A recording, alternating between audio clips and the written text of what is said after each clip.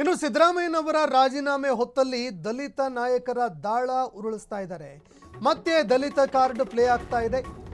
CM ಬದಲಾವಣೆ ಆದರೆ ದಲಿತರು ಸಿಎಂ ಆಗಲಿ, ಇಲ್ಲದಿದ್ದರೆ ಸಿದ್ದರಾಮಯ್ಯ ಅವರೇ ಸಿಎಂ ಆಗಿ ಮುಂದುವರಿಲಿ. ರಾಜ್ಯ ದಲಿತ ಮಹಾಸಭಾ ಉಪಾಧ್ಯಕ್ಷ ವೆಂಕಟರಮಣ ಸ್ವಾಮಿ ಆಗ್ರಹ ಮಾಡಿದ್ದಾರೆ. ದಲಿತರಲ್ಲಿ ಪರಮೇಶ್ವರ್ ಸಿಎಂ ಆದರೆ ಇನ್ನೂ ಒಳ್ಳೆಯದು. ಒಳ ಮೀಸಲಾತಿ ಅನುಷ್ಠಾನ ಆಗಬೇಕು ಅಂತಂದ್ರೆ ಪರಮೇಶ್ವರ್ ಅವರು ಸಿಎಂ ಆಗಬೇಕು.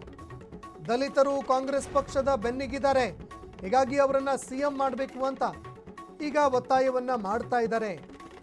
ಹೀಗಾಗಿ ಈಗ ಮತ್ತೆ ದಲಿತ ಕಾರ್ಡ್ ಪ್ಲೇ ಮಾಡೋದಕ್ಕೆ ಹೋಗ್ತಾ ಇದ್ದಾರೆ. ಇದು ಎಷ್ಟರ ಮಟ್ಟಿಗೆ ಪರಿಣಾಮ ಬೀರುತ್ತೆ ಅನ್ನುವಂಥದ್ದನ್ನು ನೋಡಬೇಕಾಗತ್ತೆ. ಇನ್ನು ಸಿಎಂ ಸಿದ್ದರಾಮಯ್ಯನವರು ಕೂಡ ಡಾಕ್ಟರ್ ಜಿ ಪರಮೇಶ್ವರ್ ಅವರನ್ನ ಸಿಎಂ ಮಾಡಬೇಕು ಅಂತ ಬೇಡಿಕೆ ಇಟ್ಟಿದ್ರು ಅನ್ನೋ ಮಾತುಗಳು ಕೇಳಿಬಂದಿತ್ತು. ಹೀಗಾಗಿ ನಡುವೆ ಈಗ ದಲಿತ ಮಹಾಸಭಾ ನಾಯಕರು ಕೂಡ ಅವರಿಗಾಗಿ ಆಗ್ರಹ ಮಾಡ್ತಾ ಇದ್ದಾರೆ. ಉಳಿದ್ರೆ ಅತ್ಯಂತ ಸಂತೋಷ. ಒಂದು ವೇಳೆ ಬದಲಾವಣೆ ಆಗದೆ ಆದರೆ ಸೀನಿಯರ್ ಮೋಸ್ಟ್ ಜಿ ಪರಮೇಶ್ವರವರೇ ಆಗಬೇಕು. ಯಾಕಂದರೆ ಖರ್ಗೆ ಸಾಹೇಬರು ನಾನು ಆಗಲ್ಲ ಅಂತ 2 ಸರಿ ನಾನು ಮುಖ್ಯಮಂತ್ರಿ ಆಗಲ್ಲ ಅಂತ ಹೇಳ್ಬಿಟ್ಟಿದ್ದಾರೆ. ಆದ್ದರಿಂದ ನೆಕ್ಸ್ಟ್ ಪ್ರಾಧಾನ್ಯತೆ ಇರುತ್ತೆ ಜಿ ಪರಮೇಶ್ವರ್ ಸಾಹೇಬರಿಗೆ. ಒಳ ಮೀಸಲಾತಿ ಅಂತಕ್ಕಂಥ ಕಗ್ಗಟ್ಟಿನ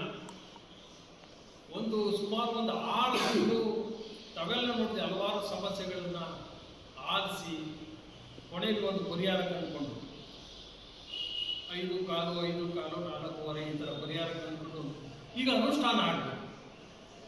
ಅನುಷ್ಠಾನ ಆಗಬೇಕಾದ್ರೆ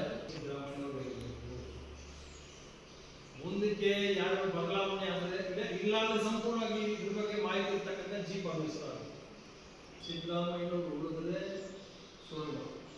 ಒಂದು ವೇಳೆ ಸಿದ್ದರಾಮಯ್ಯನವರು ಇಳಿಯದೇ ಆದರೆ ಜಿ ಪರಮೇಶ್ವರ್ ಮುಖ್ಯಮಂತ್ರಿ ಆಗಲೇಬೇಕು. ಈ 2 ವಿಚಾರಕ್ಕೂ ರಾಜ್ಯ ದಲಿತ ಮಹಾಸಭಾ